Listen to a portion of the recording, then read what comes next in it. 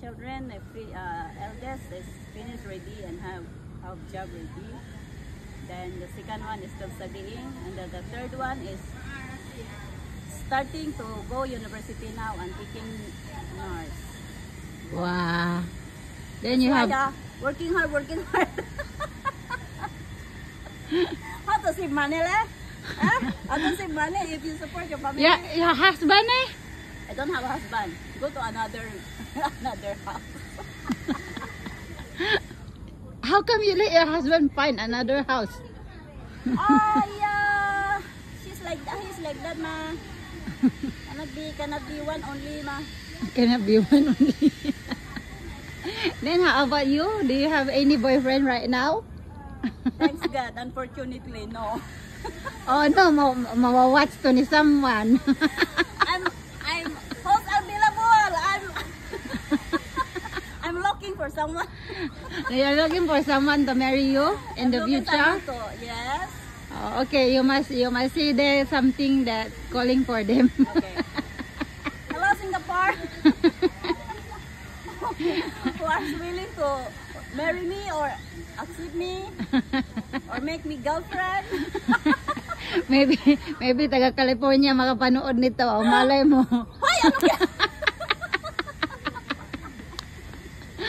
Ayusin mo yung ano, panawagan. Panawagan sa lahat.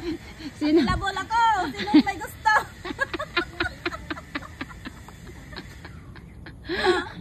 So, ano yung ginagawa mo dito sa Singapore? Ano yung trabaho mo? I look after old lady. Patient. She had dementia. Bedridden. Yes. Bedridden. Then so far, how is she? So far it's good. I can manage all the tasks, the work, the job. Yes. Now she's okay, but the problem is always carry, always you know that bedridden is you always carry the patient to sit, lie down. So for how many years working here? What you realize? Sorry? What have you realized in your life for how many years working here? I think I matured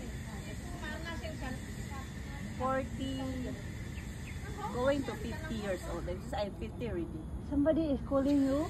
Anak ko. Anak ko. Sagutin natin. Yes, my love. How are you?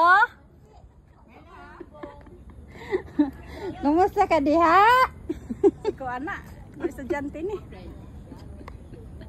Mga ada na pagka kwarta doy ah. Way kwarta doy.